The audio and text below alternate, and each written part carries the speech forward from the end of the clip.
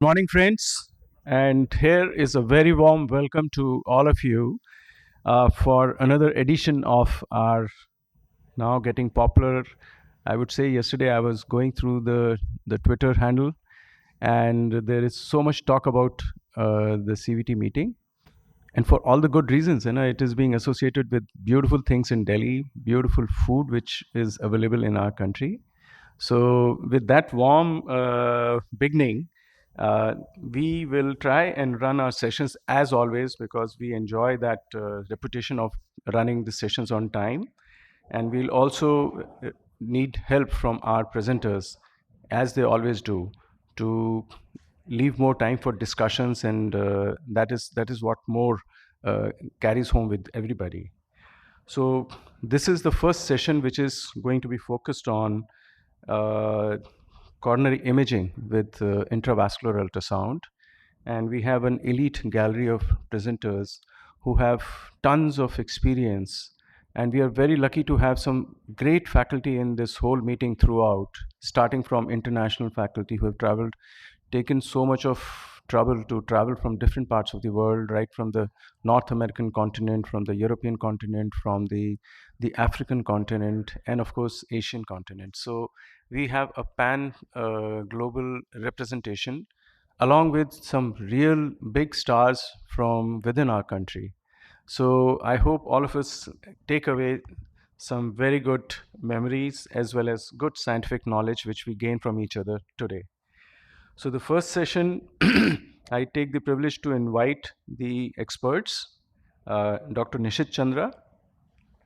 Dr. Nishit Chandra is a colleague. He's a director of interventional cardiology in our cath lab and is heavily involved in intravascular ultrasound procedures. Dr. Arun Kalyan Sundram, I think he's just walking in and from his flight into the hotel, and he would join us here soon. Dr. Ajit Mullasari is, I think, also on the same flight. So Ajit is going to be with us shortly.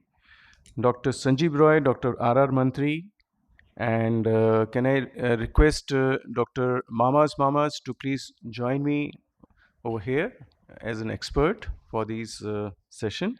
And Kirti, can I request you to join here also on the expert panel for discussions? And Dr. Amitabh Yaduvanshi and Dr. Abhishek Singh. If you have already landed here, please come and join us over here. So, Dr. Manohar Shinde, please join us in the panel. You're here. And Dr. YKD Bhatt, please join us in the panel over here. Thank you very much. So we start with the first presentation. I will take the privilege to invite Dr. Arun Mohanty, who's always our Sachin Tendulkar, the opening batsman for the last few sessions for the imaging. And Dr. Arun Mohanty is an avid imager, and he works at the Gangaram Hospital as a senior consultant and has trained at the All India Institute of Medical Sciences, which is my alma mater. Yeah. And Can I have the pointer, please? Yeah, please give him the pointer. Do you have a Gotcha. marker also?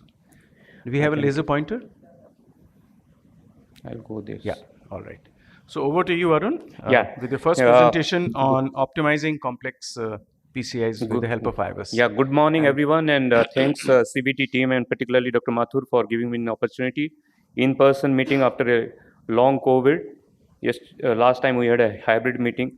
So why imaging is very important in complex PCI, particularly high definition where you define properly. This is a PCI done somewhere outside, and I got the CD to just review. This is a 76-year elderly gentleman, heavily calcified lesion. So there was a attempt to dilate with the NC balloon first, nothing goes. Then there are rotor ablation done, 1.25, 1.5 repeated runs, and still this is not doing the job. So how far the patient was put two long stents. There was a pre-OCT imaging done, post-OCT I didn't have the images with me. But finally, after putting the stent, I can clearly see the stents were suboptimal, and the patient had a subacute stent thrombosis on table and died. This was the CPR.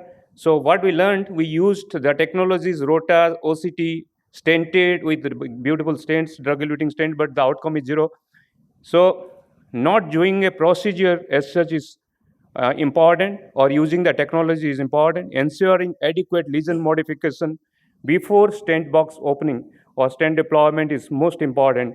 So there comes the intracoronary imaging, OCT or Ivis, which plays a very vital role in complex lesion subset. That we have learned from this trial, ultimate long-term trial. They have categorized optimal criteria by Ivis versus suboptimal Ivis criteria. The outcomes at 12 months are totally different and significant. So now coming to different subset of uses of high definition Ivis in the calcified lesion. This is a 89-year female, non-diabetic, and look at the coronaries. She has a very poor LV. No surgeon will accept at 89 years of this kind. So we did straight away 1.5 millimeter rotor ablation. We can see the rotor reverbation, which is a sign of modification of calcium. You can see nicely reverberating calcium modification. After that, there are reversion here. But if you see the proximal aspect, there is a nodule which is not being even touched by the rotor. So finally, we did an angioscular dilatation with 3 ohm alone, prepared the lesion. You can see cracks all around here. There is a cracks here and there, but the nodule is practically not touched because there is a normal vessel at the adjacent side. Whatever you do, there is a compliance of the vessel which will accommodate that device on the other side. So we put a stent, 3 into 38, 3.5 into 18 millimeter giant stent, then 3.5 NC balloon dilatation. After post-dilatation, you can see there is a perforation at the proximal aspect. We knew there is a calcium, that's why over-aggressive dilatation to get a better result resulted that. You can see this is the responsible nodule for this nasty perforation. However, it was managed with a graft master, and finally, we could save the patient. You can see there is a very adequate area in the proximal area and the 11.59, but the nodule side, this is 8.33. If you don't have a disease nodule modifying device like a orbital or anything, you should not attempt for an aggressive result. So that's what the learning point. 7.58 millimeter diameter MSA is not bad. Now coming to the Ivis in a bifurcation lesion, you can use SD Ivis very precisely. This is a bifurcation LED diagonal almost equal. The planning is important. This is a 2.5 millimeter diagonal, 30 millimeter length, and LED is 3.5 and 28. This is the planning. You can see a fibrous lesion at the diagonal. So it was adequately prepared. From that, you get enough information. You should prepare this lesion very well. 2.5 millimeter and 10 millimeter angioscular balloon dilatation multiple time. Then a 2.5, 38 synergy stent was deployed in diagonal. The wire was removed. The stent was crushed. Then the first kissing, and this is the first diagonal after kissing. Then the main vessel stent was positioned. This is 3.5 into 28. From the Ivis, you can see this is a Mallet post strut of the main vessel stent, which should be done. A port is mandatory, otherwise you will enter through the abdominal surface and deform the stent. That's why the first port is very important. There is a port done. You can see the mid cross of the wire. You can see everything in the SD Ivis, and this is a mid cross of the stent. Then you can see there is a overcrowding of the stent strut at the carina, which is a bad sign.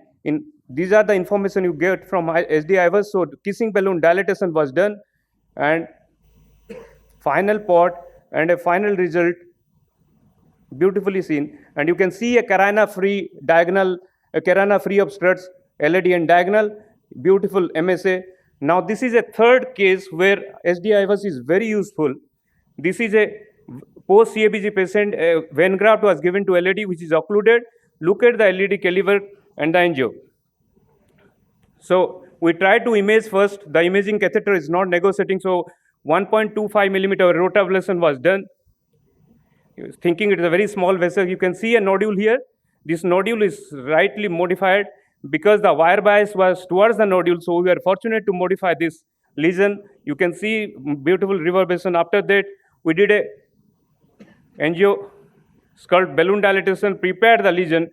Ivis is very handy in this situation because in this vessel, by angiography, you cannot take information about what diameter stent you will take, what is the length of the stent. You are absolutely clueless in this diffuse disease.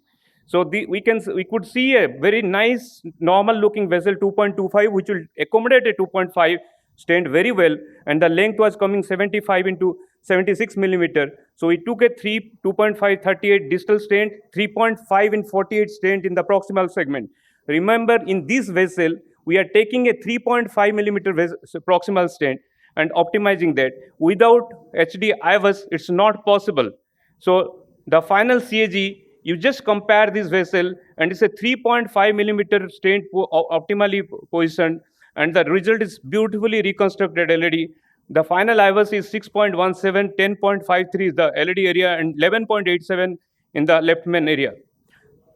The CKD subset I'll leave because the next speaker will be talking about this. This is a complex LV dysfunction patient, left main with LED. So we have done this patient, planned properly. I'll not go into details. I'll just skip. These are planning. So we have decided proximal distal landing zone by the wire markers. Then we took, by the help of the Ivis, lesions were well prepared. And this is the 39 millimeter stent.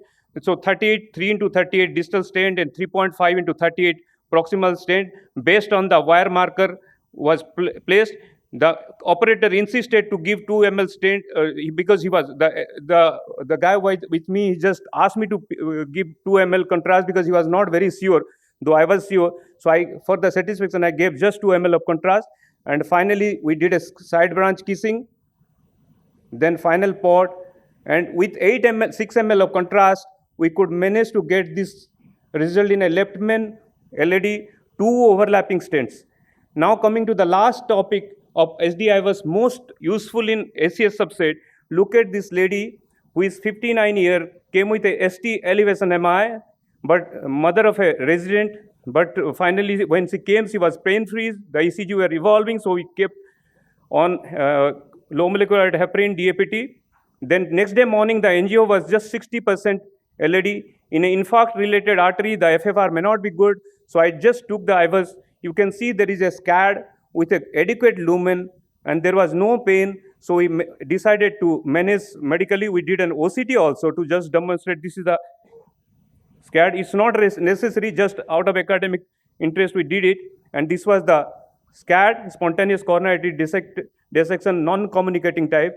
So after 2 months of DAPT, beta blocker, and ARBs, the patient was absolutely asymptomatic. The LED has grown up, and the final OCT picture, one can see resolving hematoma, and the patient remained absolutely normal, 1 year follow-up. This is another patient, ST elevation MI, LED is distally occluded. One can see the SD Ivis is showing such nice dissection. The intima is totally separated with a pulsating thing. That means it's just communicating with the lumen. This is a communicating SCAD to the hematoma. And there is a flap. One can clearly see in SD Ivis. So this patient was having ongoing chest pain. The OCT was also done for the same. And you can see very compromised LED. So that's why it was stented. So 2 SCADs, your imaging is telling which patient needs a stent, which patient is not. So that's what is the message from SD Ivis. This is a SCS patient. Yeah, just 1 minute. 1 minute. And this is a plaque rupture. You can clearly see in SCS. So this patient was stented. This is a very educative patient. I'll just take 30 seconds of this. This is a ACS lady with very tight LED lesion. Look at the Ivis. Everything is dark. And there is a large necrotic core with attenuated plaque. So this patient, anybody will think is a very simple procedure, put a stent and come out. We are planning a left main LED stent.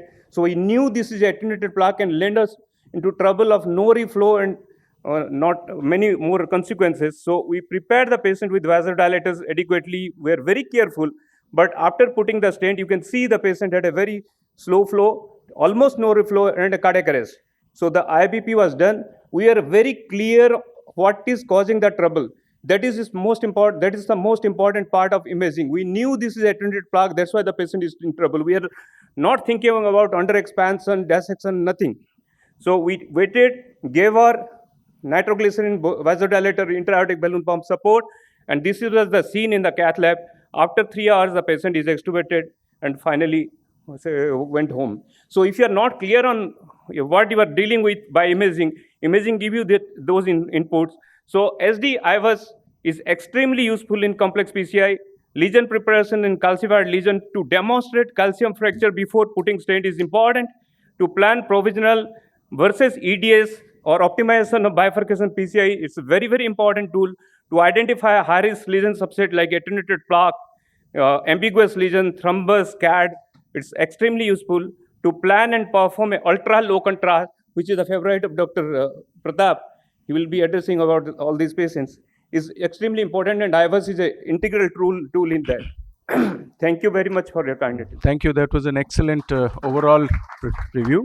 So we'll take some expert comments. Sanjeev Roy has joined us. He's an expert from Jaipur. Sanjeev, would you like to make a comment on Ivis, and especially the last case he showed, this CAD case?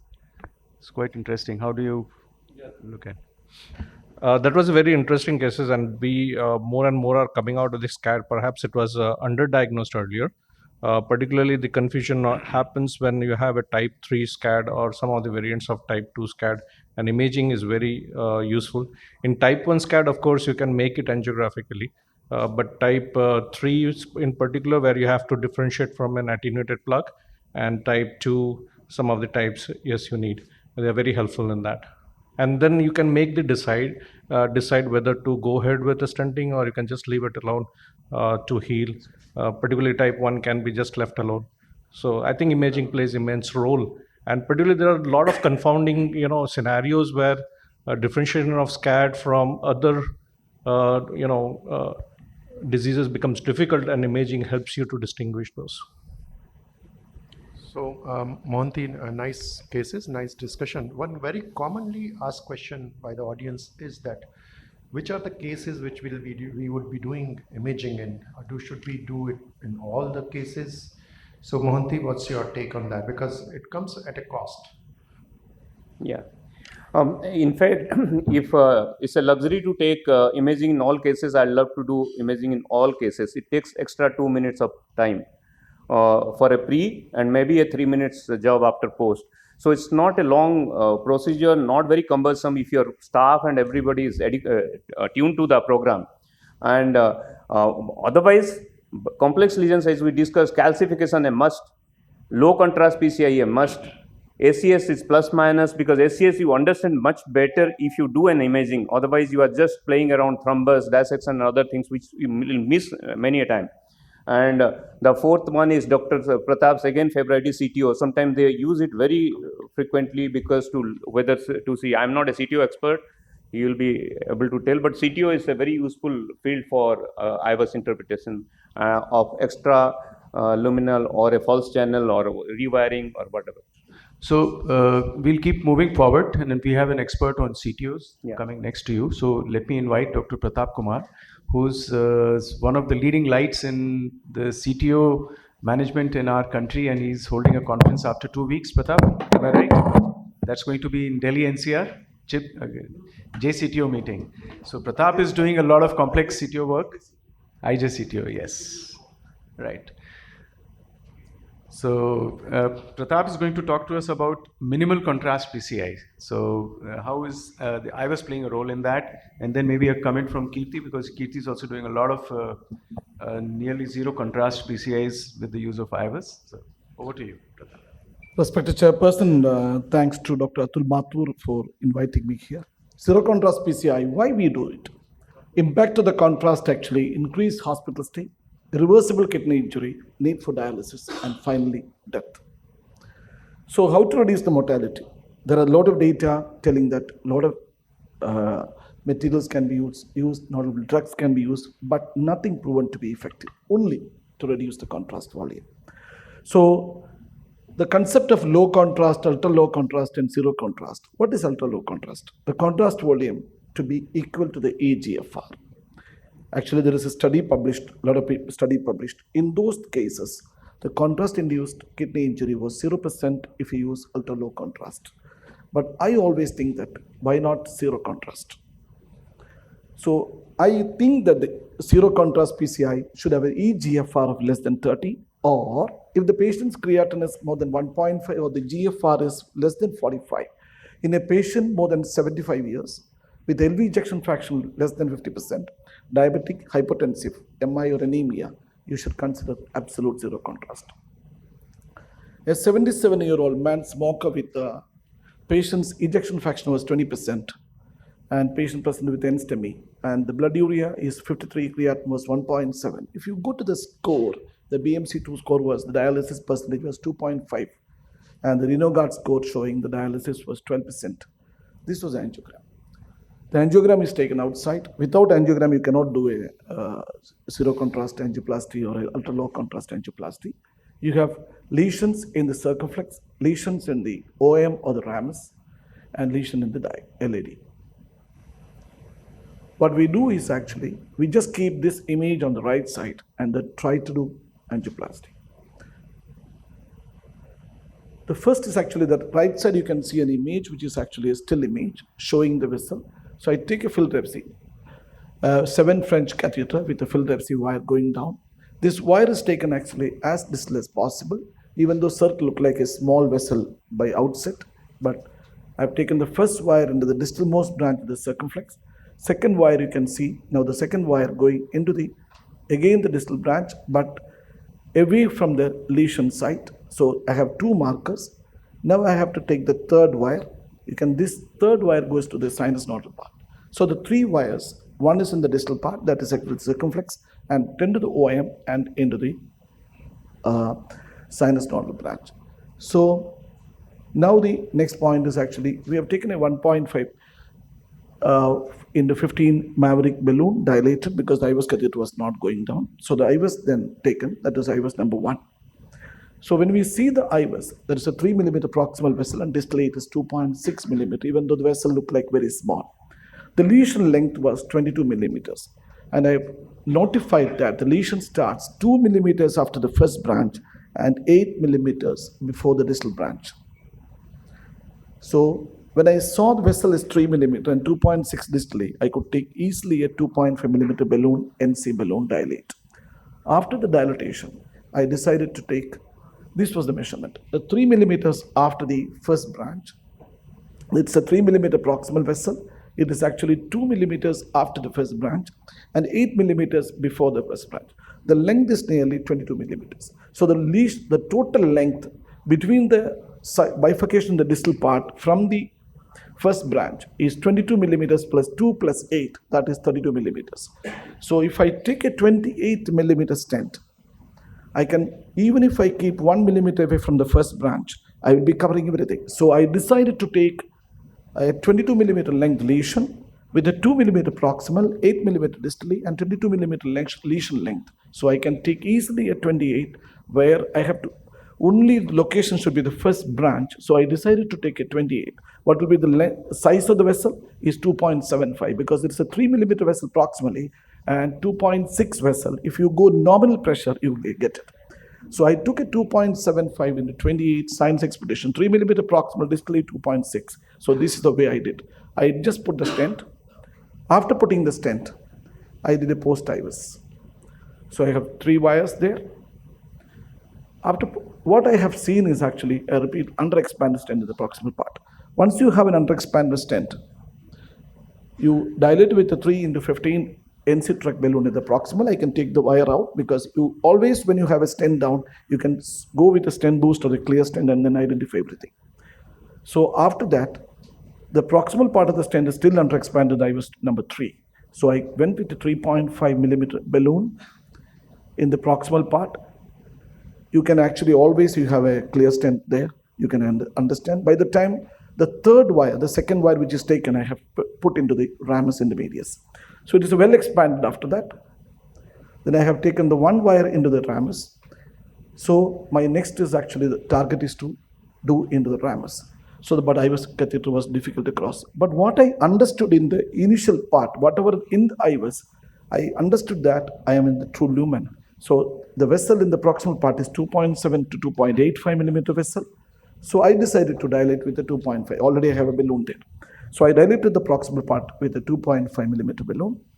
Then I took the Ivis catheter down. What I understood, I have kept 1 wire into the LAD, 1 wire into the circumflex, and 1 wire into the ramus. So the length of the vessel, length of the lesion is wrong. Length of the lesion is 30 millimeters. So I have to take the next size stent, which is 32 millimeter stent. or a 33 millimeter stent. The length is 30 millimeters. It is 1 millimeter away from the branching. So I can take a 2.7 to 2.85 is the diameter. So the pre-dilatation already done by 2.5. I can do a post-dilatation by a 3 into 12. So I have kept two wires, one into the circumflex, one into the LAD, and the ramus stent is 2.75 into 33 by keeping the wires in both LAD and circumflex. I dilate with a 3 into 12 millimeter balloon, post dilatation. Then next is actually Ivis into the ramus. I saw well expanded stent throughout. Now comes to the LAD. You have two septal branches and one diagonal branch. What I did is actually I have taken the first wire. So I have now four wires, one into the circumflex, one into the ramus, one into the distal LAD, and one wire I kept into the diagonal. So then the Ivis started. What I learned from the Ivis is actually, I am going faster than the images.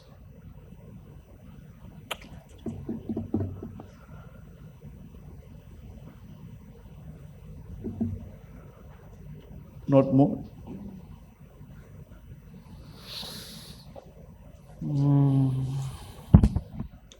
Pratap, when you have so many wires, the slides don't move.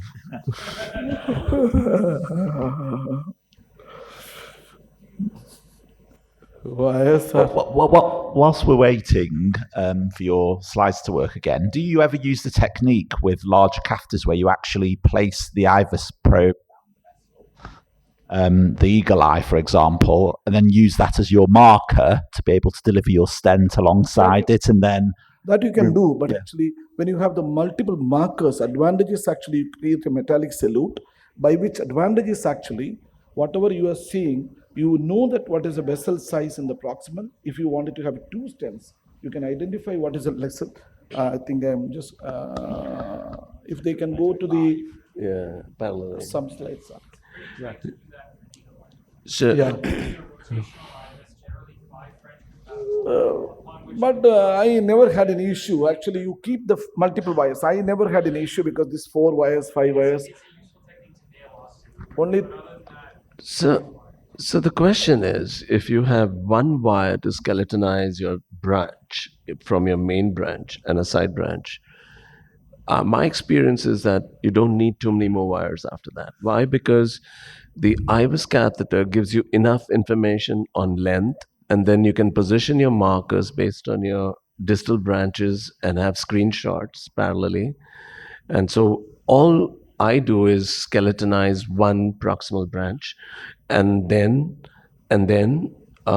keep my Ivis downstream. And once I have my length, I can. It's very also important to reconfirm length on the Ivis because of the ping-ponging of the guiding catheter, which bobs in and out. So it can give you a false sense of length, and you need to verify that by actually taking your marker down, positioning it at the landing zone, and then drawing your Ivis catheter back to your point of proximal landing zone and seeing the number on the M5 on the Ivis handle, because that may not correspond to the length that you measure on your longitudinal view. So it's a very important thing. So you can get away without multiple wires, but I think what Pratap is No, showing no, is actually, a Kirti, brilliant- what you are telling is absolutely right. But sometimes, the proximal LED may be 4 millimeter, 4.5, but we may not be knowing the exact length. By keeping the wire, you will be exactly length can be identified. But in principle, if you continuously do these things and many times, I think you can identify that.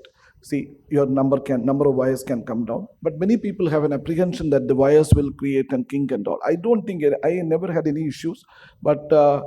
2-3 things to be very important, that you have to keep the wires separately with the different markers, otherwise you'll be in trouble. That is the only thing I faced, but I also felt that you can reduce the number of wires, and your assistant should not create any problem for you also.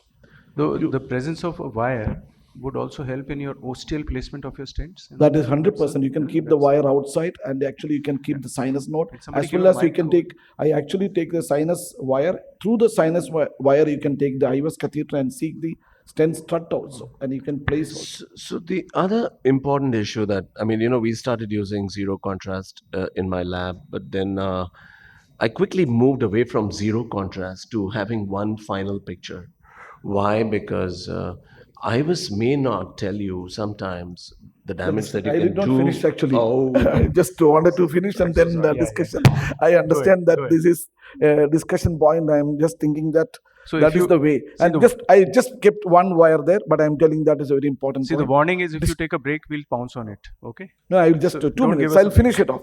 Distal vessel numerous 2 point. I just I wanted to go very slowly because I don't know what I am conveying to the message. If I can get to the other people, it will be very nice. If I cannot, then I should not be a good speaker. A 2.7 to 2.9 was the distal vessel. But what I understood in this case actually, I saw you have multiple wires. You have a septal wire. I want a distal marker zone and I want a marker in between to see that what is the size in between. I have a distal septal wire, which is actually one more wire under the second septal. LED was pre-dilated to 3 into 12 millimeter balloon. I have a diagonal. That is why Kirti uses his laptop.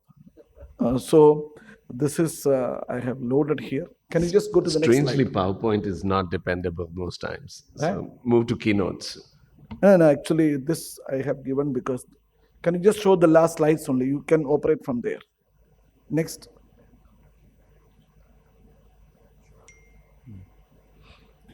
Next. So I just understand that the ostial LED was 4 to 4.1. Next, distal vessel was only 2. I cannot see anything. I can see only from there. Then next, you can go. So the ostial LED to the bifurcation of the diagonal is 14.9 millimeters. Diameter is 4 millimeters. So I decided to take into 4 into 15 millimeters exactly up to the diagonal. Next. Then that is actually osteoproximal. I just understand you can keep a wire into the circumflex. If the angulation is so heavy to the LED to circumflex, so you may not identify the ostium or the LED properly, but you can take 2-3 shots. When you do an Ivis run, you can actually see different projections and see that whether you are exactly on the ostium or not. That you can take an epicranial, you can. If you wanted to be very precise, that you wanted to use almost no contrast. Next slide. Just go. So that was the stent. Once you keep the stent, you can take the wire out. Next, you take a 2.73 into 28 stent distally. I know that the stent is up to the second septal only lesion. After that, there is nothing is there. Next. So then you have to, between the two stents, you have to 4 and 2.75, you have 3. So you have to take a 3.5 millimeter balloon and dilate, and then next, post dilatation done. Then next, you have to do an Ivis number 10 next. So finally, I did not take an injection, but that is, many people tell that is to be done. But you can see in Ivis what is happening next. Ivis runs are actually 10 Ivis run in this case, circumflex 4, RAM is 3 and LED 3. It is not like 2 or 3 minutes. You will be spending another half an hour for this case or 40 minutes for this case to do it perfectly. And you should be mentally prepared for doing that. Next. Actually, Kirti is, I think you have to go fast. You don't have to show the next case unnecessarily. Go. I just wanted to come to the conclusion. Go to the slides, fast. The last slide. Then I think he will not allow, Atul is actually telling 10 minutes given, I already taken. Next. So, go. Actually, I published 2-3 papers regarding that, and I have completed nearly 62 cases. And in that, only 3 patients I require contrast. Which are the situation you require contrast? You want it, the patient is having pain. ECG shows some changes. You should have an echocardiogram machine inside the cath lab throughout the procedure, because your wire may perforate. You don't know these things, and that cannot be identified without that. That is the only situation where you require. And the distal vessel, definitely Kirti, like people can identify distal vessel, the flow is very good or not. I have done a live that time. Kirti was the chairperson. He told me to do, and then I did not put a contrast. I told Kirti, you interpret the distal vessel is very good or not. He told absolutely perfect. Then I will not do the angio. That is the way it is done. And so this modality, what I am telling is, people should try. And this will be actually why I am telling to promote this project. You will be using more and more imaging, not only for this thing and for the other. You will get a precision imaging, making our results will be very good, and most of the kidney patients will get benefit without dialysis, and they can prolong the dialysis for some more time. Thank you very much. That's an excellent presentation, and While I invite Sanjog Kalra, who's our star, who's coming from Canada to do his next presentations, we'll take a few comments from maybe Ajit. Would you like to make a comment? Yeah, we just published our percutaneous contrast, zero contrast or minimal contrast work in International Journal of Cardiology. This was prospective, 31 arteries, 27 patients. I think the issues are we have a success rate of about 87%, because you cannot always get away without that. The amount of contrast injected was less than 10 ml. There was 12% failure. We used mostly one, occasionally two wires. For the ostium, we used the opposite side Ivis to look at the ostium of the LAD. And I have to say that we took a last injection for two reasons. One is we can make out no reflow by Ivis. You can. Obviously, dissections you can, but these are not systematized and not validated, so we can't use it. And finally, you won't get insurance reimbursement in India if you don't do the last angiogram. So I think what we need to be very clear is that minimize your contrast, and the GFR at 1 month rise was less than 8%. Patients had a eGFR rise with this. So this is published last 2 months ago in International Journal of Cardiology. One last comment from Dr. Arun Kalyan Sundaram's younger brother. Is that the younger brother? Again, a fantastic talk. Thank you, Dr. Pratap, for sharing that. I think it really illustrates the point of, like, as a proof of concept. I mean, I think we all take way too many pictures, and I think it's important to know when to take it, when not to take it. And also, I do think, like, the more comfortable you are with the imaging, the lesser pictures you need to take. So, great talk. Thank you. Thank you very much, and let's move over to Sanjog. Yeah. Thank you very, very much. It's always hard to follow Pratap because he shows such nice cases, but I'll do my best not to bore you. It is my pleasure to be here. Thank you very much for the opportunity to join you today.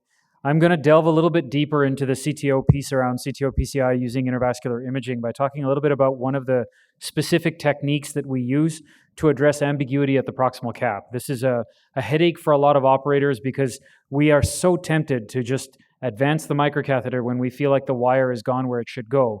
And the reality is sometimes we're wrong and we pay for it. These are my disclosures. So this is the suite of uses for Ivis and CTO PCI. This is James Spratt's slide. It's a wonderful slide from Optima, which is a meeting that I'll tell you a little bit about towards the end that I have the privilege of being involved with. This separates Ivis use in CTO PCI into three big buckets: safety, efficacy, and durability, because there's no point in doing our procedures if they don't last. This bit is concentrated upon both the safety and the efficacy piece. So let's talk a little bit about Ivis Anatomy inside the CTO for a moment. What does this actually look like? So on the left, you have a histologic specimen that tells you a little bit about what the inside of a chronic total occlusion looks like depending on the age of the CTO. Early CTOs are a lot more thrombus, a lot less collagen, so a lot less pink than you see here. This is what you see in a later CTO, something that may be post-bypass, for example, where there's a fair amount of time to deposit type 2 and type 3 collagen, which is why this H&E stain looks so smooth and pink in that intimal segment, because that's a big confluent intimal plaque. On the Ivis, you see that this is what that looks like, this bright echogenic area that's not all that calcified at this stage, but has a lot of fibrotic plaque. That fibrosis, that calcium is what you're seeing on the Ivis.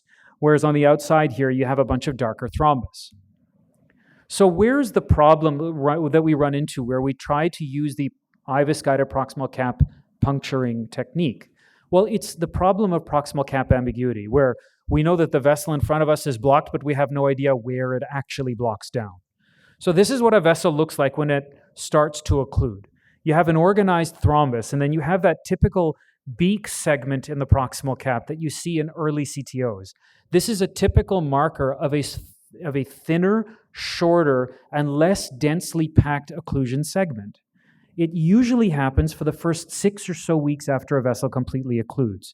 But then when you get from 6 to 12 weeks out, you start to get regressing thrombus and organization within that CTO segment. And then eventually, because most of these things happen at the level of side branches, that's one of the reasons why this technique is useful, what we find is then collagen replaces that thrombus and it becomes a much more developed, much smoother, the so-called blunt proximal cap that we're used to dealing with.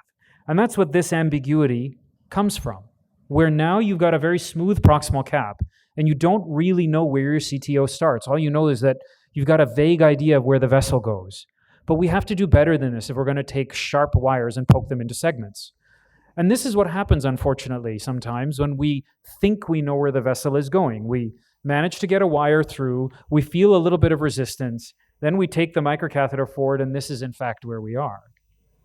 And the consequence of that, even in this CTO where it looks like you actually know where the vessel is going with this little tiny lip just beyond that big side branch, is this nasty day here where we've got a big perforation at the proximal RCA and you're going to have to deal with a lot more misery than you came here to deal with. So how do we make this more predictable? How does this become an easily teachable, reproducible skill? Well, that's where Ivis comes in.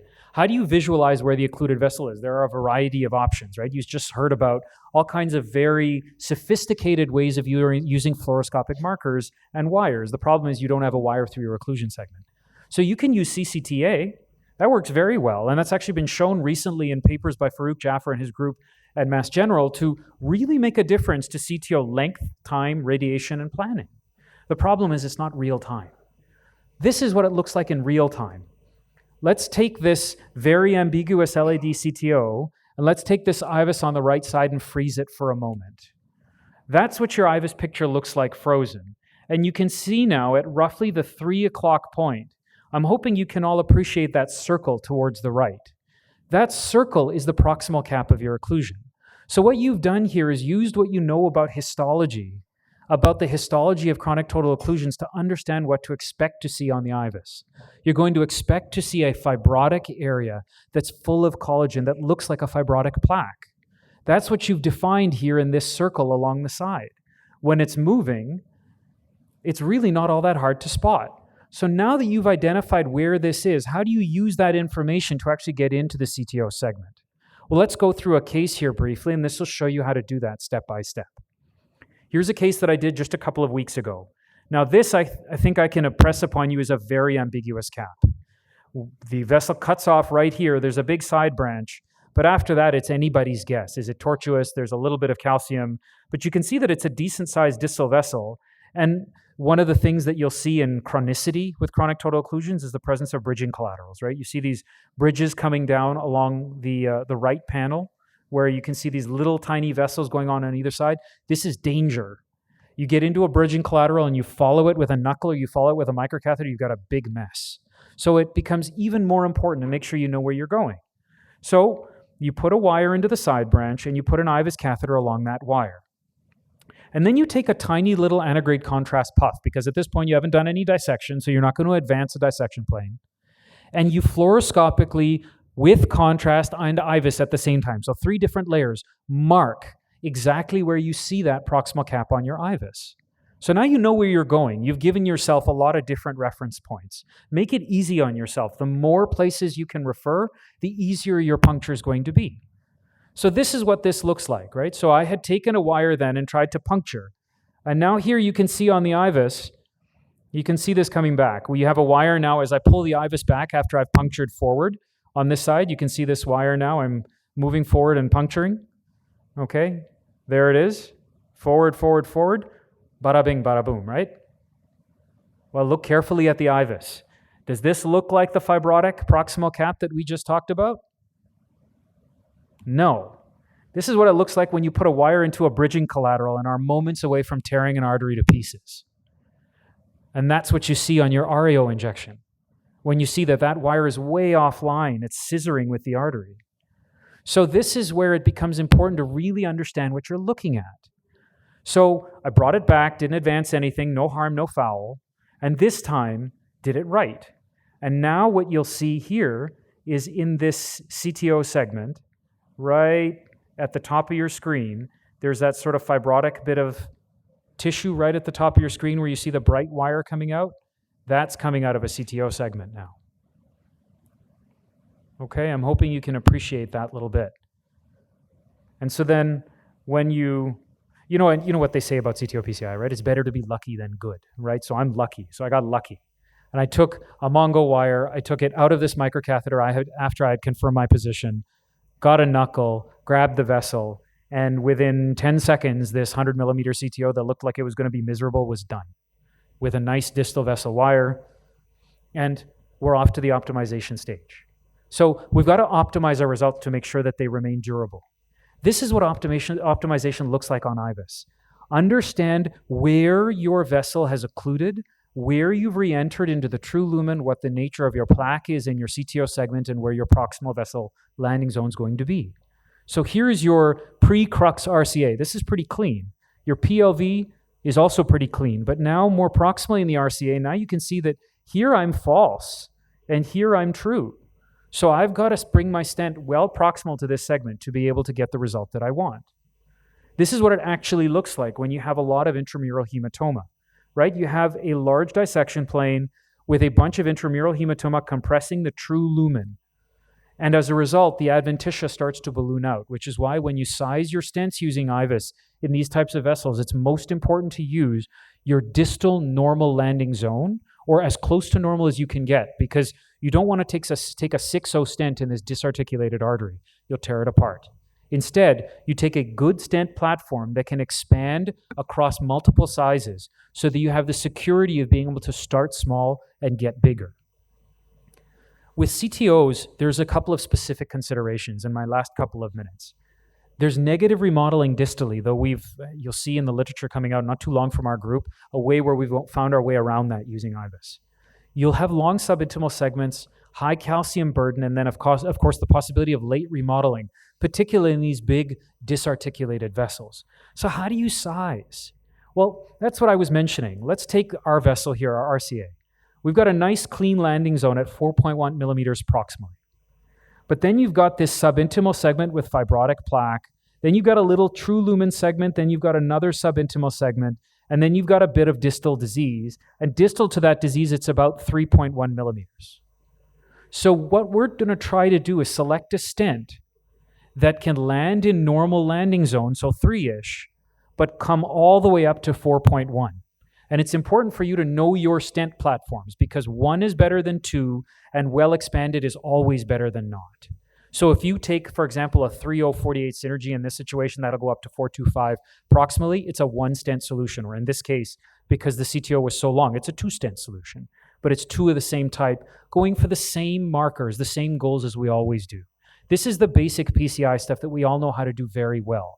A 90% distal MLA, distal MLA equivalent of your distal MSA.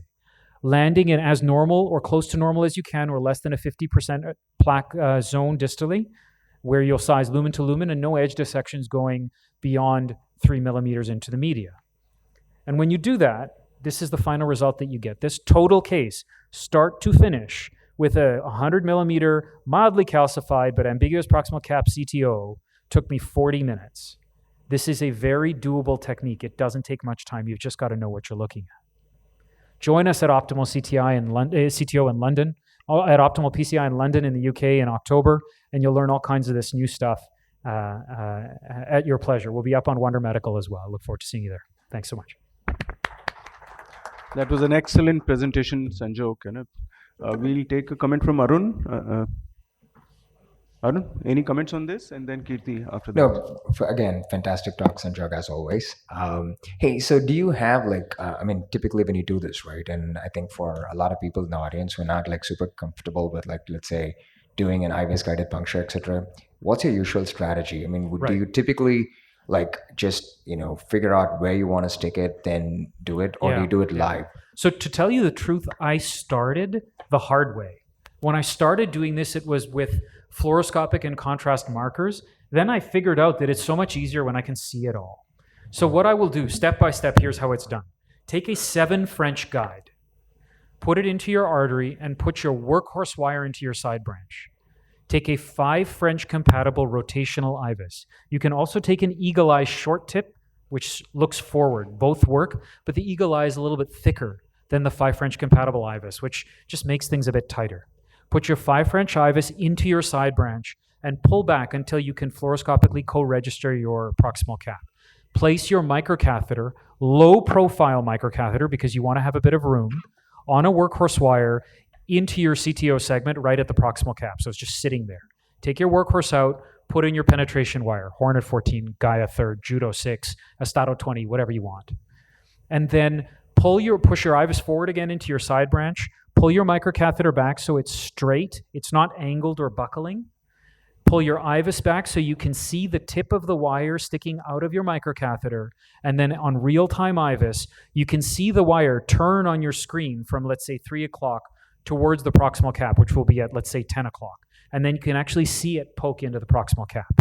Once you enter the proximal cap and you enter the CTO segment, make sure you continue to have resistance. That's the resistance we all have to feel so that we know we're not going to advance our wire into space. Don't ever advance with these penetration wires deep down into the vessel. The idea is to use that wire just for its purpose. Get through the tough proximal cap, bring your microcatheter forward, de-escalate. So in this case, if you get through the tough proximal cap, you can immediately visualize that that wire is actually entering the CTO segment on the IVUS.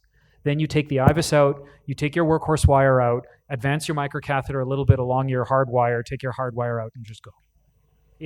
It's about a 7-step process. Once you get good at it, doing it on real time, the whole thing takes you 10 minutes. It's easier than nailing an ostium using zero contrast. So while we take another comment from Kirti, I'll request Dr. Sarita Rao, our next presenter, to please come and set up her slides.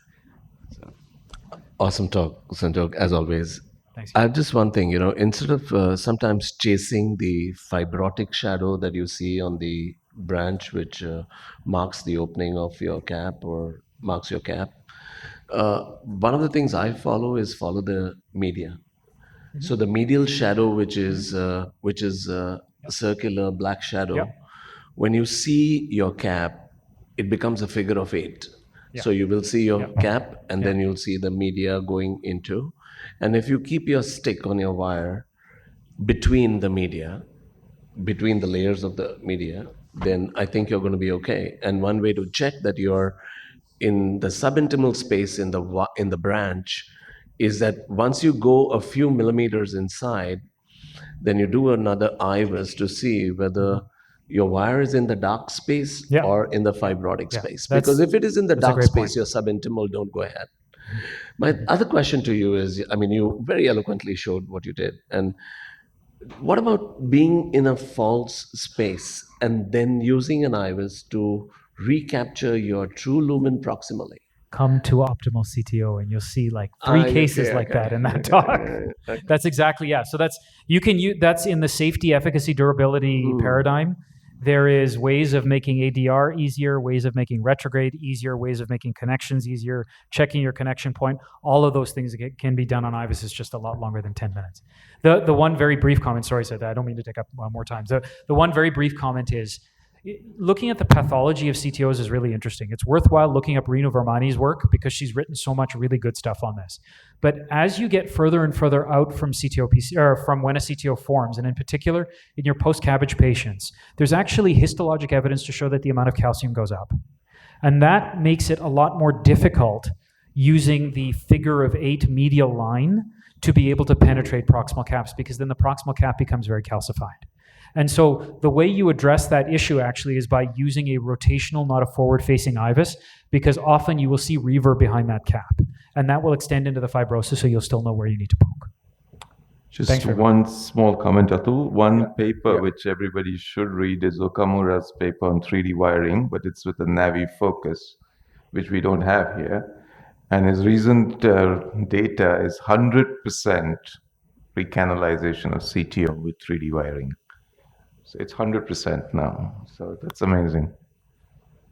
Thank you. Thank you, Sanjog. And we welcome Dr. Sarita Rao, who is the rising star in Central India and a leader of the Women in Cardiology group from India.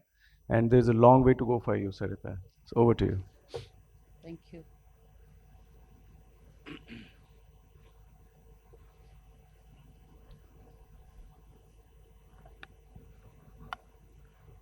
So, respected chairpersons, respected panelists, ladies and gentlemen, a very warm good morning to all of you. And at the onset, I would like to thank Dr. Atul Mathur for inviting me here. So today I'm going to be speaking about optimizing stenting in long lesions using Ivis. Now we know that diffuse stenosis treated with percutaneous coronary intervention has been associated with an increased risk of adverse outcomes. What are the unique set of challenges that we face? Well, what we need to do using Ivis is an accurate vessel sizing in the setting of remodeling, the identification of disease in segments that frequently appear angiographically normal, and an achievement of optimal stent implantation, both in terms of luminal dimensions and stent opposition. So, in the absence of a well defined workflow, which has likely hampered more widespread uptake of Ivis in this setting. Now, what is a diffuse coronary stenosis? Customarily defined as any stenosis which exceeds 20 millimeter and has been associated with an increased risk of restenosis, about 17% increased risk of MACE and a 20% increased risk of target lesion revascularization for every 10 millimeter of first generation drug-eluting stent deployed. Also, a higher rate of stent thrombosis, death, and myocardial infarction at 3 years, with lengths higher than 31.5, have been seen when compared with shorter stents. Various studies have been done of Ivis in long lesions. I won't go into the details. We've had the TULIP, the Ivis XPL, and the mean stented length they used was 39.3. And in all of them, what did we see? Ivis was used to decide the stent size and the length. And at 1 year, they found that in the Ivis group, only 2.9% had a MACE, and in the angiography guide group, it was 5.8. So this equates to a 48% relative reduction in risk when you're using Ivis guidance for long lesions. Also, the incidence of adjunct post-stent balloon dilatation was much more common in the Ivis group than in the angiographic group. What are the 3 questions which can be answered by Ivis when we are selecting stent dimensions? What are the luminal dimensions at the proximal zone, the distal landing zone? What are the EM dimensions along the segment to be treated? At which points does it change significantly? And what is the length between the proximal distal zone? Okay, so safe stenting, what does it mean? So we would minimize the risk of coronary dissection using this. It would also justify the use of the distal luminal diameter and not of EM to select stent size, especially in the presence of significant atheroma. Also, in most cases, we see that there is a significant increase in the caliber proximally, and to attain the largest stent area possible, post-dilatation can be performed sized to the proximal luminal diameter. Again, in long lesions, identification of the landing zones allows selection of the shortest stent length that you can use possible in these very long lesions, reducing to a minimum the ridge of edge dissections. And also, when you don't have a normal appearing lumen, then you should find a site with less than 50% plaque burden to be chosen.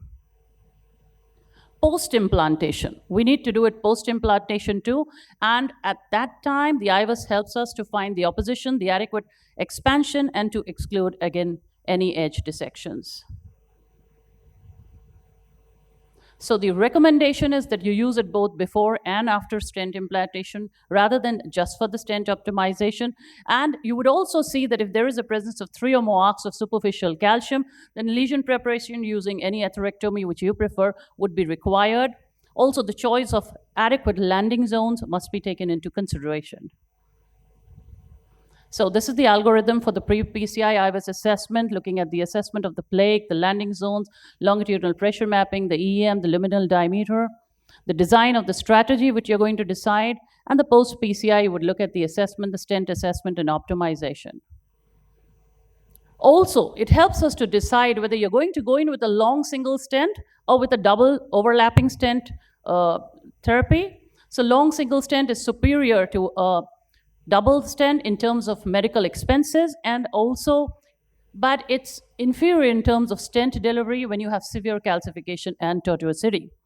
There also may be a considerable change between the distal and proximal reference segments, and which is why sometimes we need to go in with 2 adequately sized stents rather than 1, which again, Ivis plays a major role in helping us do that. So I'll come to a case to elucidate this long lesion.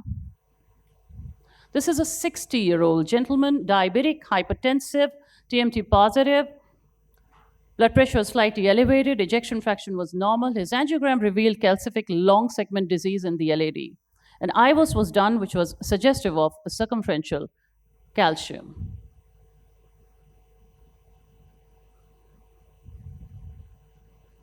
This was the angiogram.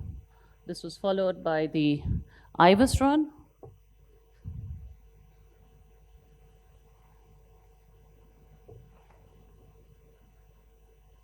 And as the Ivis run progresses, you would find that at one point there's a 360-degree calcification, a full napkin ring calcification is present at that point. Usually calcified vessel and a very tight critical lesion at that point, which comes in further when it plays.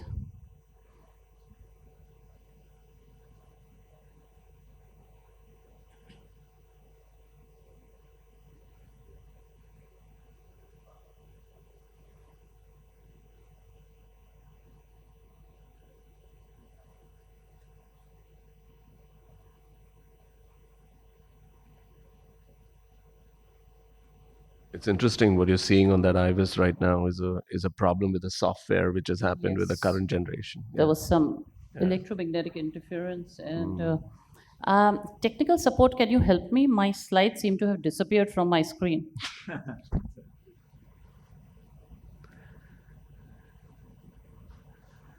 I think it disappeared.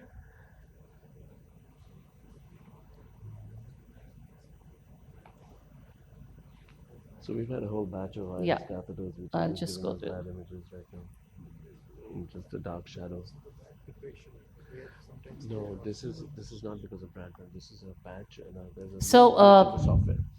Yeah. So based on the Ivis they're run, working on it. we decided to go in with a rotor ablation. This was a 1.5 burr, which we took in. Wow, that.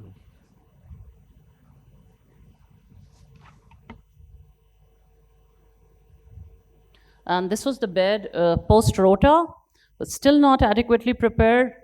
So we decided to go in with a cutting balloon. This was a 2.5 into 10 taken. The distal vessel was 2.5. Subsequently, we went in with a 3 into 10 cutting balloon. The proximal vessel was 3 into 10. Is it playing? Yes, it's playing now.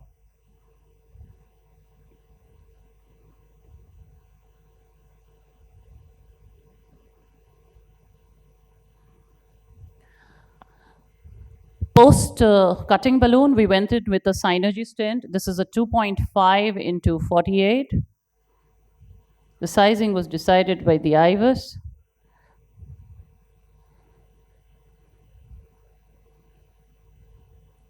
Post dilatation was done with a 3 into 12 at 20 atmospheres.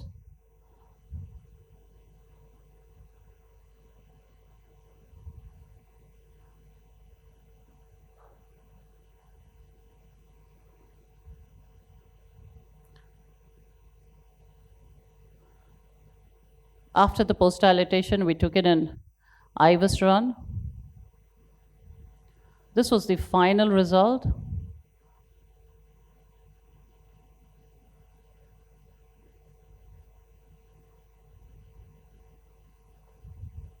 This was the final Ivis run, which was taken.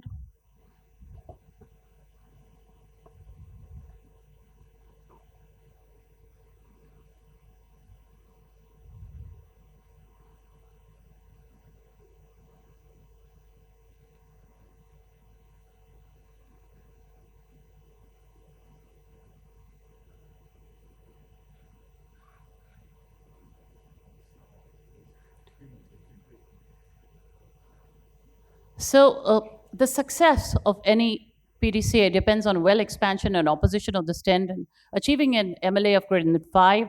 The value of Ivis couldn't have been better exemplified than this case in question, as on the angiography per se, it looked like a very innocuous looking lesion to start with.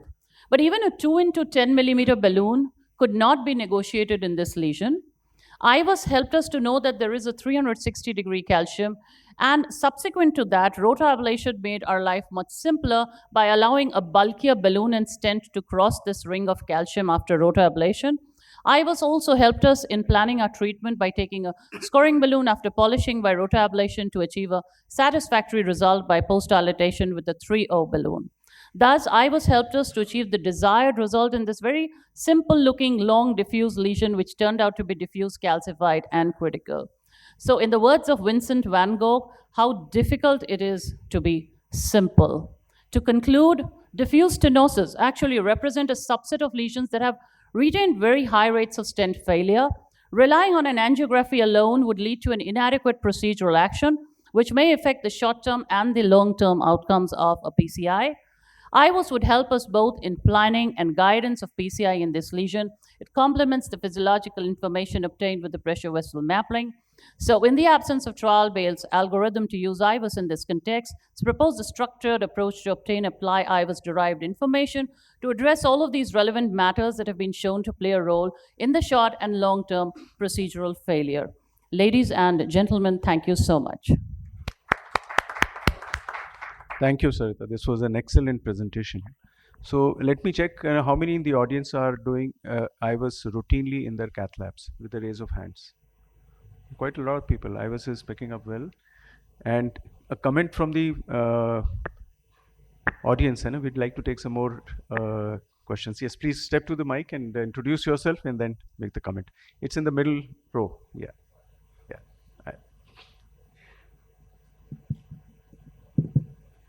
Good morning. I am Dr. Anil Sharma from Bombay Hospital, Mumbai. Thank you, madam, for wonderful talk and case presentation. I have a very small question to you, because now with this growing evidence of the OCT, what prompted you to choose Ivis? Because suppose this would have been a deep calcium in the era of IVL, lithotripsy we are doing. So how you choose about Ivis versus OCT in calcified? So yes, your point is very well taken, Dr. Anil. So we have both the modalities, and especially when we're doing, we prefer to use Ivis in our left main lesions. And yes, you rightly pointed out that if you're looking at a deep calcification, then OCT gives us a better idea about the deep calcification. That is always a point. But in this case, I was looking at more of a, intimal calcification. So we chose to go in with Ivis in this lesion. But yes, there are things in which Ivis scores better and things in which OCT scores better. At that point in my lab, I had Ivis available, so we went ahead and used it. Sanjeev, do you want to address this answer? In any kind of calcified lesion, if you have not able to cross with any of the OCT catheter, I think the best way is straight away go for take a rota or something, or make a passage. And if rota fails, maybe if you have a lesion. But if you have crossed with the lesion, it all depends on the comfort zone of the operator. But I think, yes, in the calcified lesion, OCT has slightly more edge over the Ivis. Yes, especially when we need to look at the deep calcification. Sanjog. So I think, this is in my opinion, a big misconcept or a big misunderstanding of, OCT can look at deeper calcium better than Ivis. It's not true, because OCT doesn't look at anything deeper than 2 millimeters. That's the big problem. And if you had a big lipid core, and if there was calcium hiding behind it, OCT has no vision of that calcium. So OCT does not look at deeper calcium as well as Ivis does.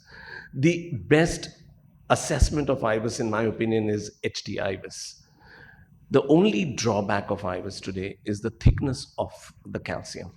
OCT has an advantage in those cases where OCT can see the leading edge and the trailing edge of the calcified border.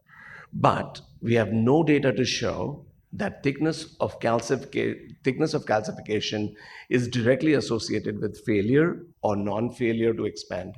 I think it's the technology you use based on favorable wire bias, which is very well seen in both technologies. I think Sanjog agrees with that. So this basically took the words out of my mouth. I think that there is a distinction that needs to be made between depth and thickness.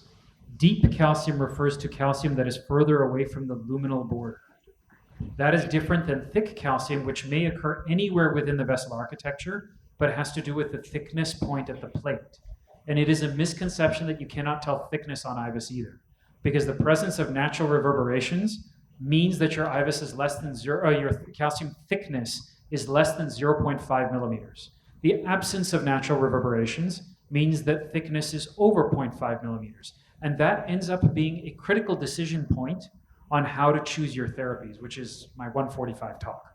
And so I think one of the things that we'll be able to discuss during that talk is how to use the variety of imaging modalities that we have at our disposal to target the tools that we choose to solve our problems, as opposed to the, let's try this, and if it doesn't work, we'll spend another $900 and try something else, right? Which is, I think, what we're all trying to avoid now. So, Sarita, nice talk. Now, there's a philosophical question, and I think Dr. Ashwin Mehta is here. We should welcome Dr. Mehta. So, now, the more imaging we are doing, the more longer stents we are using, and the longer the stents used, the MACE rates are high. So we were taught that we should end from normal to normal. But recently there is a controversy, especially by Colombo. He said that we can even also get away with a spot stenting of the most critical lesions. So how do we strike a balance between a longer stent guided by the imaging versus the MACE rates? Because the longer the stent used, more are the MACE. Dr. Mehta, there's a question to you Nishit has raised. So the question was, with the help of imaging, can we use spot stenting in long lesions? Shorter stents in longer lesions? Sir ko mic de do. Because the longer the stent, more the MACE. Because you have seen all these phases of angioplasty, balloon alone, short spot stenting, long stenting covering edge to edge, and now the imaging is there. So how does it change your practice? I think first of all, I came a little late. Sarita, congratulations. Nice presentation, Sarita. Thank you. Nice meeting you again. Thank you, sir. Okay. A good question. I get nostalgic. You know, it went through several phases, including the one which was quickly eliminated, and that is the direct stent. Now, I during this COVID time, there were a number of small webinars. And one thing that appealed to me is that the first indication that you are likely to deal with a calcified lesion comes from fluoroscopy or just cine radiography without injecting dye, because there is only one non-invasive test that can assess calcium prior to a procedure, and that is CT.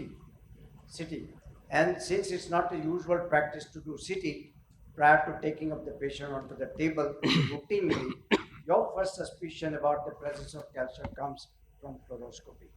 Now, Atul, one presentation which impressed me a lot from Japanese was that in a lesion, if you do not see fluoroscopic calcification, the chances are that without debulking, with the, let's say, other methods of dealing with calcium like cutting balloon and angioscalpel, etc., is likely to work. And there are a few trials that they say that if you achieve optimized minimal luminal area without rotablation, the restenosis is smaller than the rotablation. There are papers because it creates a lot of trauma. Now, your question is about the spot and right.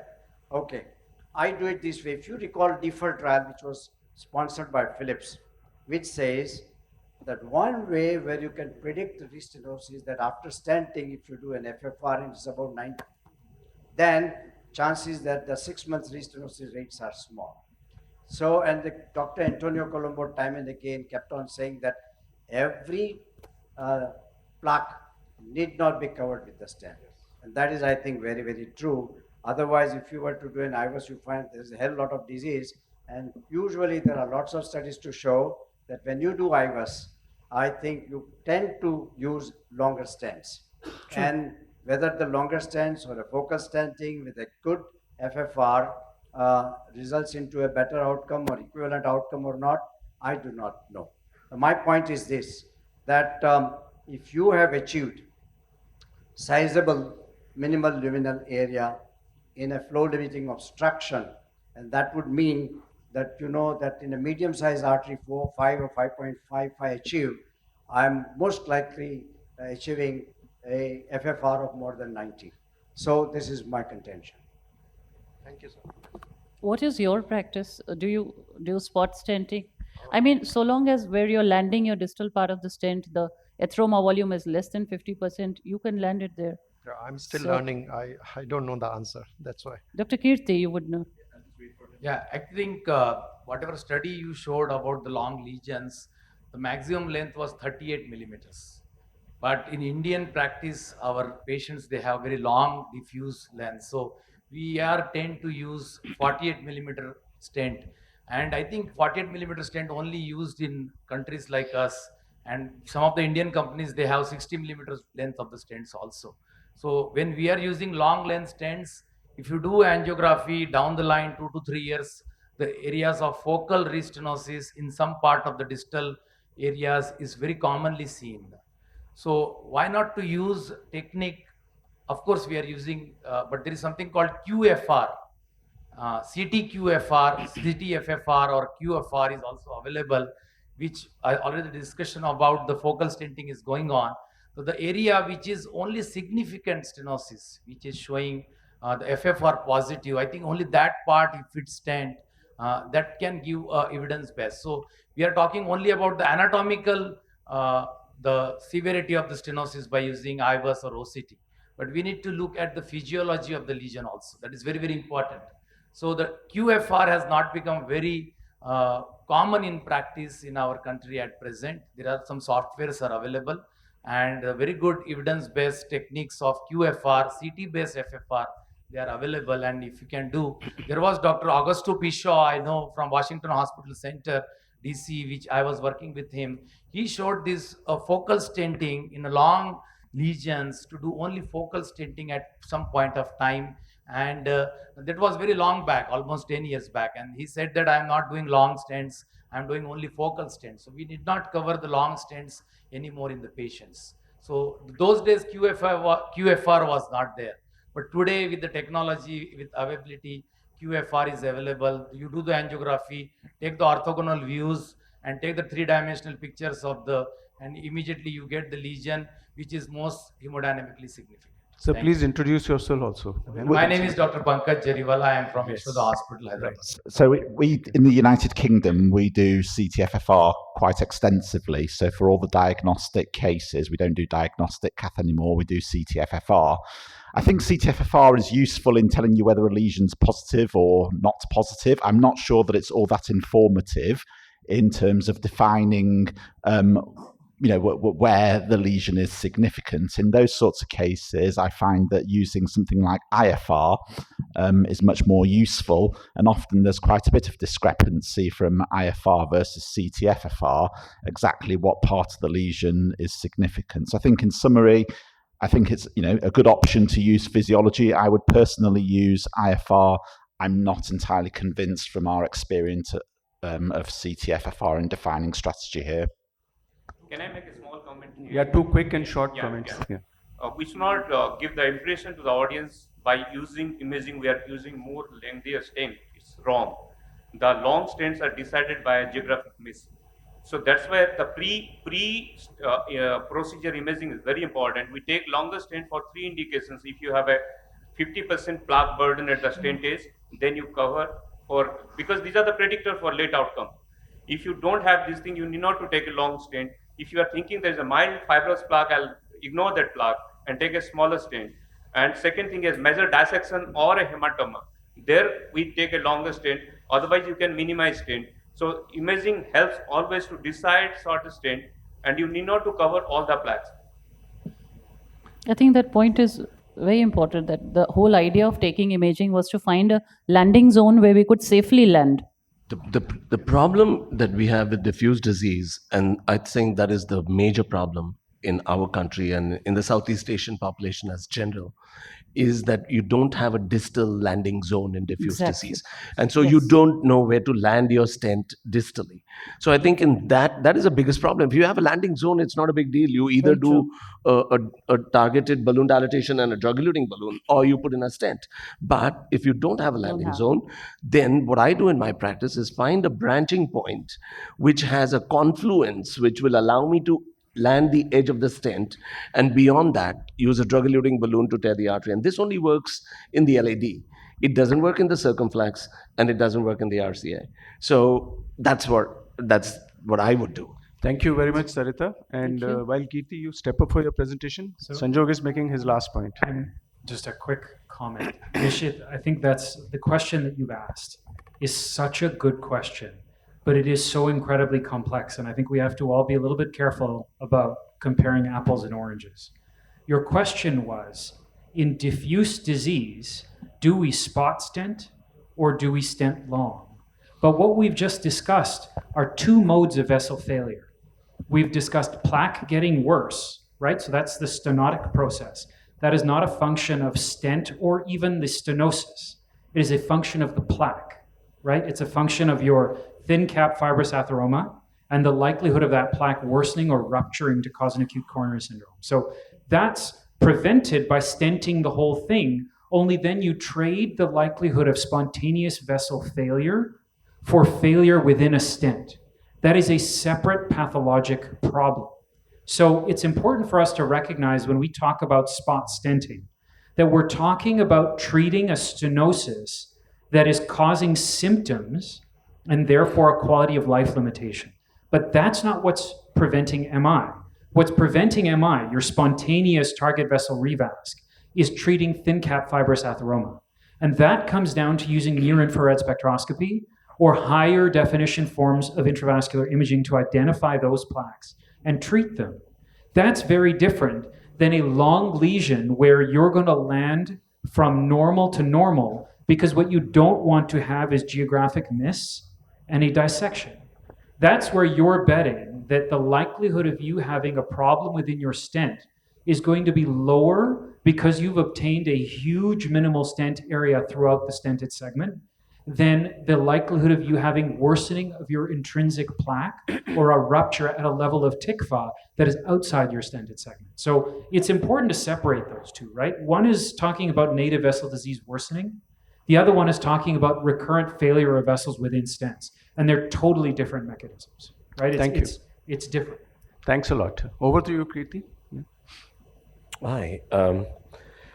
Atul, thank you for having me in this meeting. And it's a pleasure to be physically meeting all of you again. Ivis-guided strategies for left main PCI. It's quite a favorite topic. We've been working on it for a long time. There's so much data. There's some amazing landmark articles on this, very well published. So where are we today? I think the important thing we all know is sizing. Left main and its branches, the diameter and the length, very simple. The more important part that we don't do, a lot of us don't do, is defining an endpoint of your angioplasty before you start it. And so that's important. So I'm going to talk about defining an endpoint. To do that, I'm going to go to this cartoon. This is your normal plaque. What I have on the right side over there, and I hope the pointer works over there. The pointer doesn't work at all. It doesn't point anything. Can you see a pointer? Okay, that's okay. So I'm going to, okay, that's it. This is good. This is good. So this is a stent size, and that is your corresponding MSA. That is ideal. And these are for the various stent sizes. What is a landing zone? A landing zone is the edge of a critical lesion which has more than 2 reference diameter lengths of normalcy at both ends and a plaque burden of less than 40%. That means if you have an LAD and you have a normal segment, that normal segment should extend for at least 2 reference diameters in length. If it is less than that, then you don't consider that normal, you go beyond. You've not concluded your lesion. And that's how the syntax defined 1 lesion from 2 lesions. Now, this is the block. And so how do you, in this patient, The distal part is a landing zone, which is a luminal diameter of 3, and so the reference area is 7.1 millimeters square. The proximal is a 3.5 with a reference diameter of 3.5 and a reference vessel area of 9.5. This defines your landing zones, which means that this is going to be determining your endpoints of the angioplasty. And this is predefined. You need to predefine your endpoints for the angioplasty before you get into it. Very important. Now, this is the length of the lesion. And because a landing zone is not one spot, it is usually a cuff, you can then decide whether you want a 26, 28, or a 30 stent for this particular case, because you have that margin. Sometimes your lesion length may be 23 or 24, and it might be an odd size where you don't have stent lengths. So you need to define your length of landing zones based on the sizes of stents you have in your cath lab. Then you go back and then you look at the circle, and the luminal area at the distal reference point becomes your targeted MSA for that area till such time that you meet a big branch. And from the proximal end, you will do the same thing, and that is what your goal for the angioplasty is. This is standard, whether you do LAD, you do RCA, whether you do circumflex, or you do left main. This does not change at all. So sizing in this patient would have been a 3.0 stent. It would be any of those lengths that you have. But expected MSA would be 7.1 distal to the carina and 9.5 before the carina. That is your ideal that you want to achieve. So what is an under expansion is when you have less than 80% of this in those segments. So undersizing and under expansion are two different concepts, and we need to understand that. When you undersize a stent, you can also have under expansion, but you can undersize a stent and still ideally expand a stent. So there are different concepts. This is a very important concept. And this is something I needed to start this with this animation. What happens in real life is that the arteries are not so straight as defined over here. But when you look at, and I go back to the next slide now, which will take me a few seconds.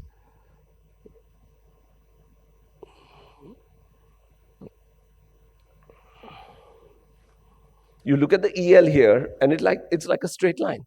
But when you look at what happens in real life, where you have the largest plaque burden, the ELs have undergone what is called as positive vascular remodeling. This is the reason why sizing of the stent should only be done in the gray zones. You cannot chase the sizes in the disease segment, because then you'll be chasing something which is pathological and not normal physiological. So remember that when you see an undersized stent which is well expanded, but well expanded to what your reference diameter was, but in a given cross section, it's a very large EL that you see, you can't chase it, because that's not your predefined endpoint. If you go past that predefined endpoint, you're going to go into the miserable areas of perforation or smooth muscle disruption with medial disruption within that segment because of an overstretch. This is very, very important. We also need to obey these rules so that we do not compromise side branches. Very important. So here's a case. We take this very simple left main case. We have a left main which is 5 millimeters proximally, with a reference area around almost approaching 20 millimeters square. And we have a 3 millimeter landing zone, a 3 millimeter lumen diameter landing zone, 50 millimeters apart downstream. So this is a reference zone of 7. Now we have all these lesions in between, and these lesions in between are going to tell you what kind of devices to use to actually modify the plaque. But what size of the devices will be determined by what you want to achieve in terms of expected MSA. And remember what I told you, the expected MSA corresponds to a diameter. So that's important. So in this particular case, what I know already is a 50 millimeter diameter, which is going to start with 5 millimeters, going down to 3 millimeters.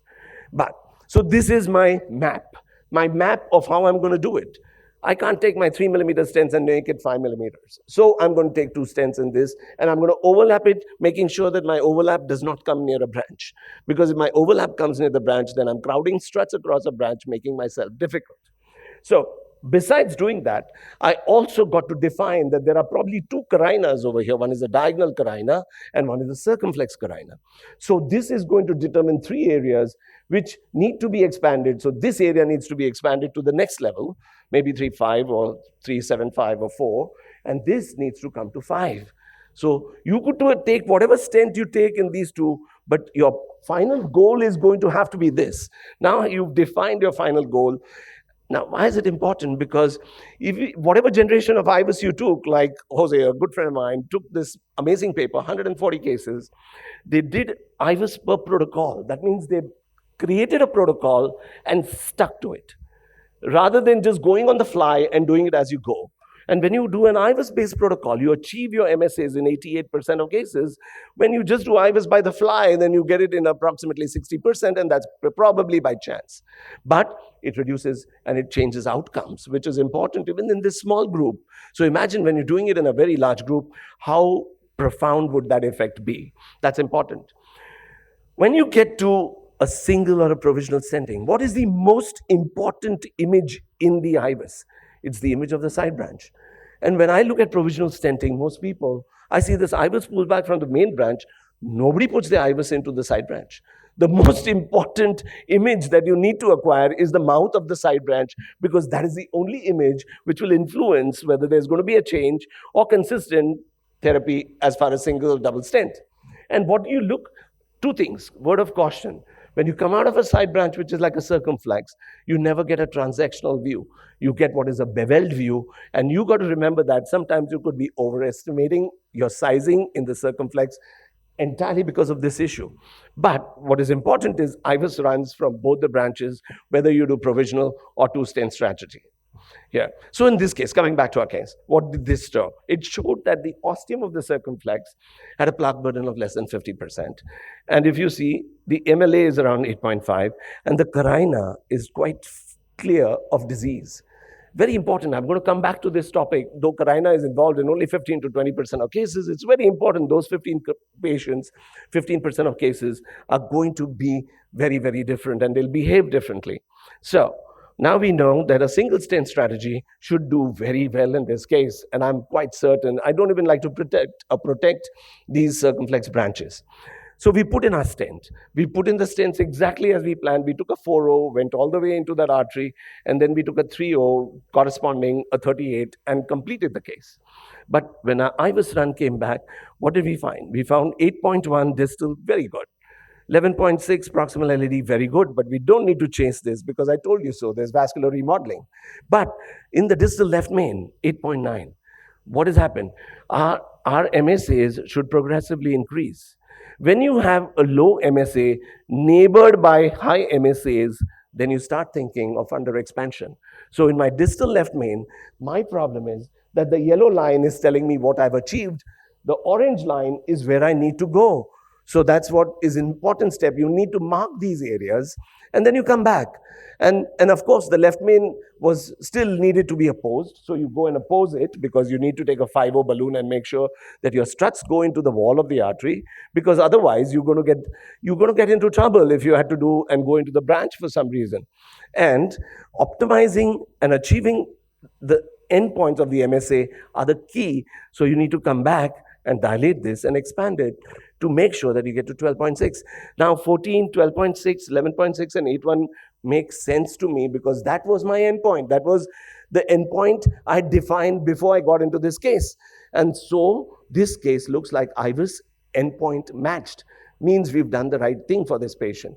Now let's go to the next thing that Ivis does. It's strategy, provisional or planned. There are two games in this. So the question is, most of us sitting in this audience are very, very clear that when we look at an angiogram, we know this requires a two-stent strategy.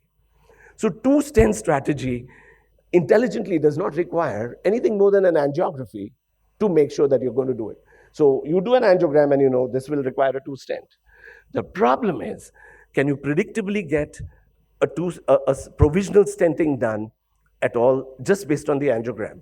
So you think that you will do a provisional stent based on an angiogram, you do an Ivis or an OCT, whatever your imaging modality, and then there'll be a crossover, because in 9 to 50% of cases, you take any trial, and there's a 9% to 47% crossover in a provisional arm where the provisional stenting was attempted, and then you crossed over to a second stent.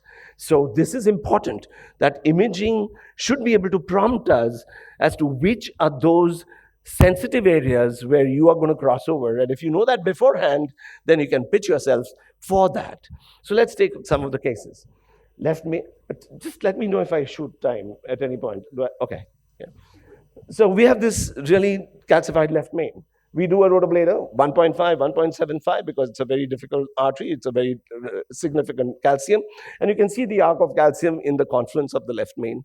You see the LED landing zones. You are very sure of what stent size you're going to put in here. What's important is the ostium of the circumflex. In this particular case, the ostium of the circumflex is a soft plaque. It's significant, and it's only less than 5 millimeters into the circumflex. So it's a very short area. What did I do? I used a 3.5 flextome into the LED and just put in my nose of my 3.0 flextome into the circumflex, a dilatation at 10 to 12 atmospheres, sustain it for 20 seconds if you can, and then a single crossover stent does the job. This patient has done well 6 years down now. Okay. You can do the same thing in this patient, which has a left main. You do a rotational atherectomy into the circumflex. Then you do a flextome, size it 1:1 to the artery or destination of the stent that you want to get to. And then you look at the images, and you know the arrow tells me that I need to go from left main into the circumflex. So what is my ostium of the LED, which is that yellow? My ostium of the LED is 6.5, no carinal plaque, which is important. That carinal plaque is extremely important. Why? Ivis of the second branch of the ostium in all these 3 cases guided me to a single stent strategy. Sometimes you need to work on the ostium of the second stent does not mean that you need to put a stent in there. And therefore, plaque burden of less than 50%, MLAs of more than 5.5, a plaque away from the carina, and a soft plaque in the branch, which is not more than 5 millimeters or 3 millimeters, can be dealt with quite easily with a very standard single stent approach. Okay, so, and this is supported by data, because when you start going to plaques more than 5 millimeters, you know that the TLR rates are high for this approach.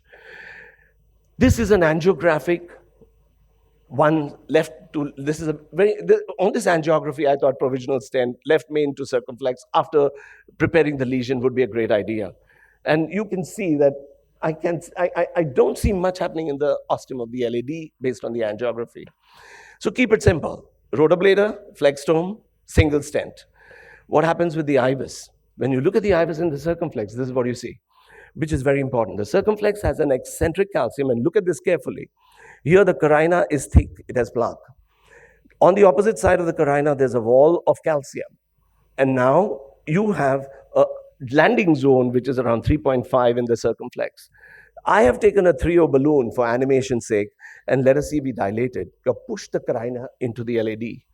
And what happens if your LED is already compromised with an area of 4.6, again with eccentric calcium? Now, you thought you were going to do provisional. You went and put your plaque into the LED, and now you have a calcified ostium of the LED with struts of the circumflex right there. You put yourself into a mess.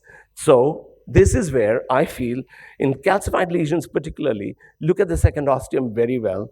And very shortly, you should have some sensitivity, or you should have your own sensitivity build up to cross you over from a single stent to a 2-stent planned strategy, because planned 2-stent strategies are safer and better than provisional in most cases. And this is because I go back to my friend Shaolin Chen, who showed me that when you pinch a side branch, you have very few options left and very few strategies left up your sleeve. And a lot of them, whatever you do, could still be compromised because of floating struts in the main branch.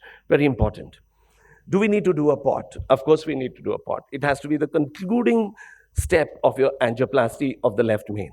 And the proximal stent of the edge of the stent, you have to watch it very carefully, because you need to look at these stacked stents. Can you see layers of layers? This is where you've stacked the stent onto one end and you deformed it completely, not realizing that you've done this. Very important. Here is a story of a circumflex which had to come into the left main. We did it. And what does the Ivis show? The Ivis shows, again, the same thing, that the left main is very malopposed and the left main confluence is not expanded. Most of the time, in a single stent which goes from the circumflex into the left main, almost always the biggest problem is the distal left main, because you are doing what is called as a defensive pot. You're keeping your pot balloon too retracted because you just don't want to compromise your LAD. And the fear of that does this. We need to move away from that fear. And I feel there are strategies that you can, and it might be worth another time and another discussion, but you need to correct this. And so a completeness of the pot, making sure you don't have stent deformation, is the other thing that Ivis is going to guide us, and Ivis is going to make a big difference in that. Second is, do we need to have every provisional stent, do we need to cross into the side branch and do a dilatation? No. Flow restriction, yes. Suboptimal result, yes. Downstream PCI expected in the future, so therefore I'm going to do it today? No, that's not an indication in we have no data for that. So do I do this as a routine? No. But that doesn't mean you don't, that's not dogmatic. So when do I do it and how do I do it? In this case, we laser, this acute coronary syndrome, left main plaque, young fellow, we put in a 1.4 laser probe, burnt out the left main plaque, came back, put in a single stent across, and what did we find? We got a great result, but we found a little bit of pinching of that circumflex. When you look at it, the circumflex is fine. What you see is there's crowds of struts, but the area is okay. This means all you need to do is reposition the carina. Here, we took in a 3O balloon, dilated is, as you show, 8 to 10 atmospheres, reposition the carina, and that's all you need to do. And then you come back and do your pot, you're fine. In this case, this was a very challenging case, extremely calcified, ostial left main, ostial LAD, extending into the left main, which is very, very short. And look at that circumflex. The circumflex is compromised to some extent. But the circumflex or origin is a very short plaque, which is calcific. Now, we do an LCA followed by an IVL. We got a great result in the LAD. But the important thing is, when you do this, when you put in before you put in a stent, you've optimally dilated the LAD, the LAD. Before putting in a stent, re-evaluate your circumflex ostium. And you will see that the circumflex ostium has come down in size. You could lose this circumflex ostium.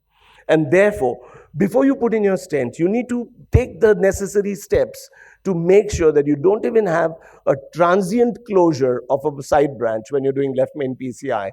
And that is the key, because transient closure of a branch changes cardiovascular mortality because it is traumatic and then you rush into doing things. So what did we do here? We cut that balloon with a Wolverine at high pressure, cut it, and then put in a drug-eluting balloon and stuck onto a one stent strategy. So different things I've shown you. Now we go into a two stent strategy where what you're looking at is the core, the box. The landing zones, we've already understood what we need to do. But what is important is what happens in that box, which is in the confluence. And this is important because that is going to determine your blue bands, which are your MSAs at the ostium, which is going to determine long-term results.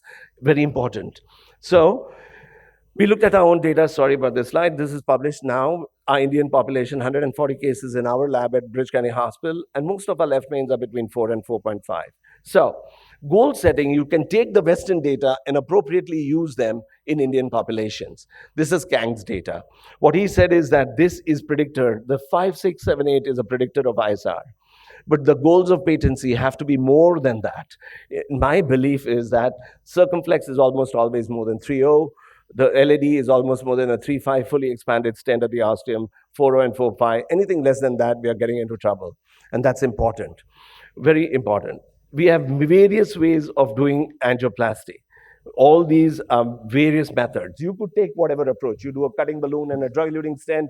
You can do Rotor, you can do LCA, you can do whatever preparation you want. But eventually, what is important, you will end up with a high-pressure balloon at the end. And that is to make sure that your MSAs are good, your stents are not crowded, you don't have floating struts in these segments. So device preparation is important. We started left main angioplasty many years ago. We started doing it with this was a left main that we did in 2011, and we did just flextome cut of the circ and the LAD. We recognized pretty early, and this was the first time that I saw this happen, is we presented this, that fracturing the calcium ring was important. We recognized this around 12 years ago.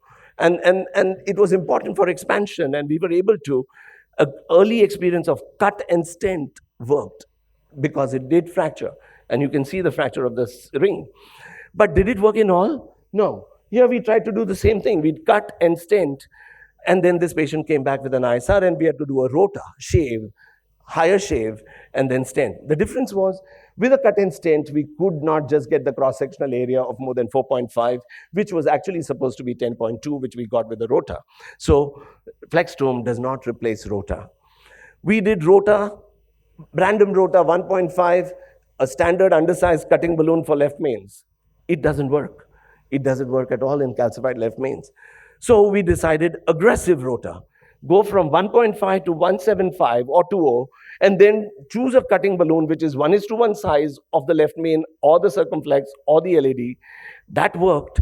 That worked in a few cases, but we had 15%. 15% patients still were underexpanded in the left main context, and they came back somehow. So we did, this is an example. We do a left main, we do it right, we do a rotablator, we do all the steps that we are supposed to be by the book. We get a great result, and we get an ostium circumflex which is 7.3. This patient comes back in 3 years. This patient comes back in 3 years, and you do an IVL and correct it, and then you realize that what you did 3 years ago, even though you used Ivis, you had set the wrong goal post for your circumflex.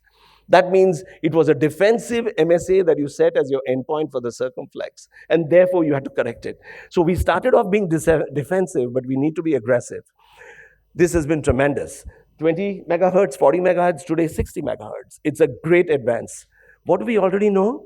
Ivis guidance improves outcomes, given. Lesion preparation is a key, given. Optimal stent sizing to achieve largest MSA, absolutely important. Avoid stent under expansion or a residual stent disease at the residue at the edge, absolutely a given. Identify correct complications and correct them, given. What do we not know? Does every small MSA that we have or unexpanded stent cause a problem? We don't know that. Can Ivis predict the strategy correct every time for the side branch? We don't know that. And is positioning of the side branch wire so important to improve outcome and the quality of your stent? We don't know that. And we'll have the answers in the next year or so. Thanks. So that's what a mesmerizing presentation is. We are all spellbound, as always. Hats off to you, Kirti. Lovely presentation. And only one comment, and then we move to a already shortened lunch. And anybody wants to make a comment? Yeah, I want to ask a question. Was in EBC main the routine kissing balloon dilatation not a strategy? Say that again. In the EBC main study, irrespective of side branch, the extent of the disease, whether it is less than 5, they did routinely all kissing balloon dilatation. Yeah. So but it somehow doesn't pan out in my practice, and I don't know how it came into the EBC guidelines, because I don't know any data that supports the routine use of a side branch dilatation to reduce, because side branch so it all came from Ronnie Matthews' paper of 6 cases, where he found that if you don't do it and if you have the struts around the branch of the circumflex, you'll see intima growing on it and therefore compromise and cause a shelf. And so it became kind of a guideline. But we have no data to show that doing that, you're not going to injure the circumflex and have a TLR later on. So I don't do it routinely, and it has worked for me. So it's not game changer for me as yet. Any comments from you? Thank you very much, Kirti. Big hand for you. Excellent presentation. With this, we will close this session today, and thank you to all our discussants, experts over here. There's a short lunch break, maybe around 15 minutes or 15 and a half minutes.